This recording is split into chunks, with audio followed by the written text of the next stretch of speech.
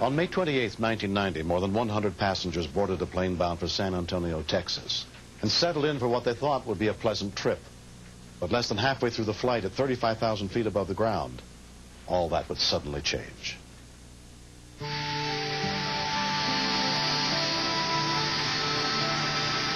The co-pilot on U.S. Air Flight 179 was Leonard Jessup.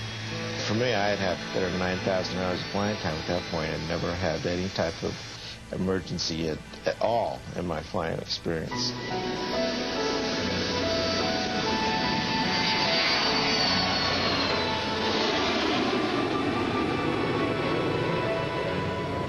We were westbound en route to San Antonio. We were probably about 100 miles east of Memphis. The plane had leveled off at 35,000 feet. Meals were being served, and flight attendant Dan Matthews was passing out beverages. Anything with lunch today, sir? I was serving a passenger sitting in a window seat, and the lady in the row right behind him calmly said to me, "Sir, I don't think my husband's breathing." He was darkish gray, kind of hunched over. He was not making any motion. Ladies, I need you to up and out of your seats right away, unbuckle your seatbelt. The symptoms that were taught in our initial training, I knew it was total airway obstruction. Sir, are you okay? Sir, are you okay? Respond to me. Respond. Using the skills he had learned in his flight training, Dan immediately began performing the Heimlich maneuver. Respond, sir. Doing good. Keep going. It's still blocked. Are you sure it's still blocked? It's still blocked. The abdominal thrusts were not working because I could not get him up high enough to get the force. So I started doing chest compressions. Go on. Don't quit. Keep going. You're doing good. That's it. Is it coming out? It's not coming out yet. I'm not quite sure I could say he was dead or alive at that point, but I knew we better get on the ground or we better get something done here right away. The victim's 79-year-old wife had been sitting next to him. It happened so suddenly. And before I knew what was happening, the stewards took me away so that I didn't realize it was as serious as it was. First-class flight attendant Mike Sullivan notified the captain and the co-pilot there was a medical emergency on board. Started the Heimlich maneuver. The guy's unconscious and non-responsive. Okay, well, we're not at liberty to leave the cockpit, so medical emergency is left up more to the discretion of the flight attendants. Let us know what we can do to help. Keep us up there. Will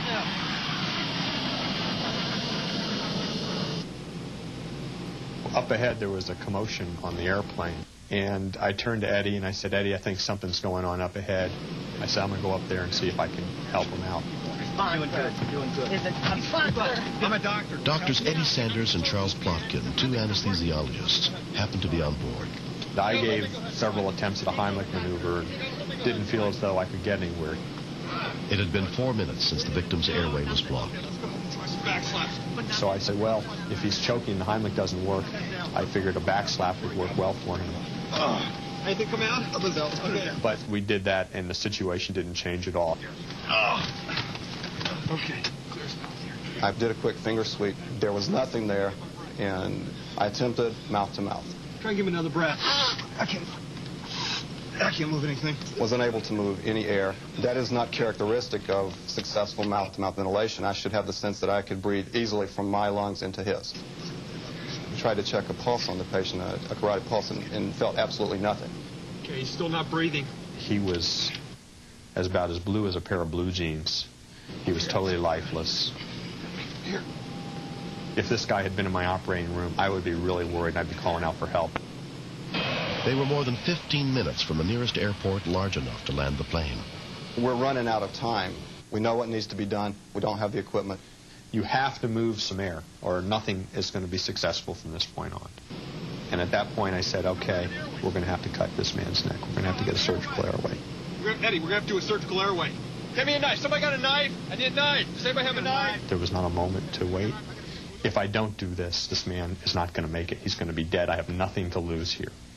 Doctors have taken over. They came up and informed us that they had the assistance of a couple of physicians and that they would have to perform emergency tracheotomy. Yes, sir. U.S. Air 179 needs to declare a medical emergency. We'd like to have assistance landing at Memphis as quickly as possible. Has anybody got a knife? Someone handed me a plastic knife, and almost getting fed up, I threw it on the floor and said, no, I need a real knife. I need a real knife. From somewhere on the plane materialized a Swiss Army knife. Open it for me. Give me the big blade, please. There's no time to sterilize anything. If the man lives to get an infection, you've done a great job. Hold him real still. Okay, I got it right there.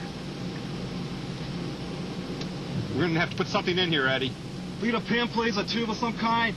We asked for a pin to give us some ability to provide a little bit of oxygen to this patient. This work for you? Yeah, that's right. Just take that apart. Give me the bottom part, please. I held my finger in that hole. But as I did that, I felt something against it, and instinctively I just pushed it. The obstruction came out his mouth, and it appeared to be a very large, partially chewed piece of meat. He began to breathe a little bit, and it appeared that his heart had restarted. And then I'm faced with a whole different problem, and that's the problem of bleeding. It's something I had not anticipated. It just started coming out. It came out in a big gush. More blood than I've ever seen. I work in an operating room every day of my life.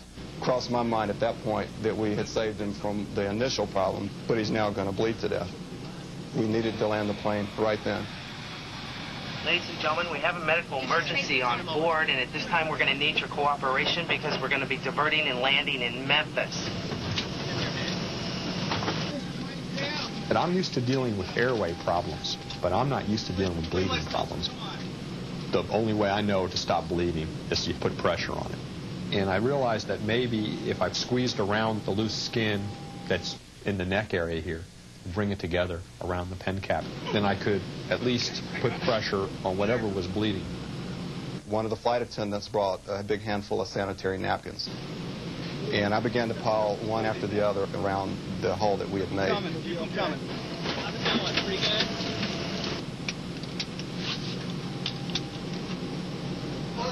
The gentleman at that point began to flail around a little bit, to move, to fight.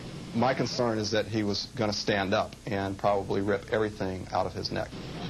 It literally took both of us to try to keep him from moving. Sir, please lay still for us.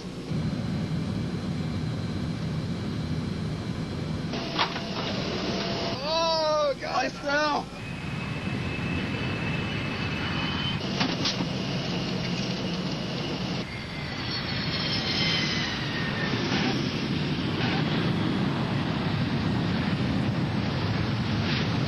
He was starting to regain almost his normal color.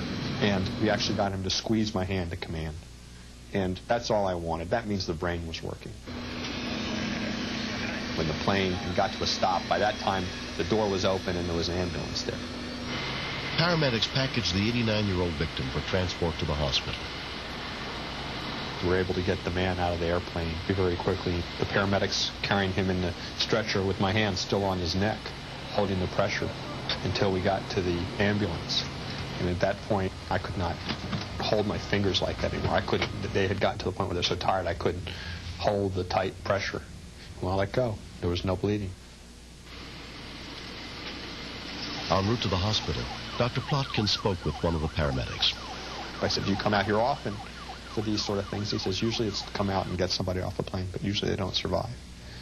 And I kind of felt a little bit good that time because I said, well, not today. Not today. Not with this man. Okay? This man's going to make it. After it was over, there was just this tremendous rush of emotions and utter amazement that we're on the flight, we're side by side. This happens, we both see it, we're able to respond as a team. It's one of the most incredible coincidences that I could ever imagine. Jack Sykes completely recovered. 2 years later, he looks back on that day from his home in Yorkshire, England. My last memory was that I was dying, but I wasn't in distress, I wasn't in pain, and I felt if this is dying, well, there's nothing to it.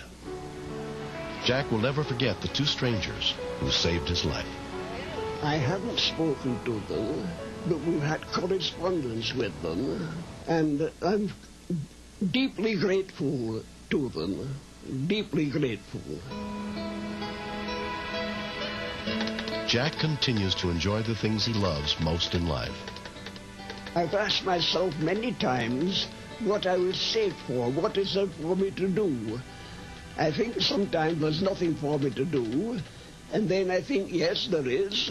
I have to keep my wife happy. We've been married 44 years, and are we still happy? Yes, 100% as we were when we got married. You know what it says, Jack? Wales, a small country, has literature which is among the oldest in Europe. Every night, before I go to sleep, I say, I love you, in case I die in the night, so that you will remember that my very last words were, I love you.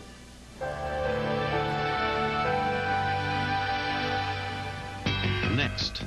Stephen's just a very outgoing, active child. And his biggest asset and his biggest drawback is that he's just very independent and thinks he can do anything by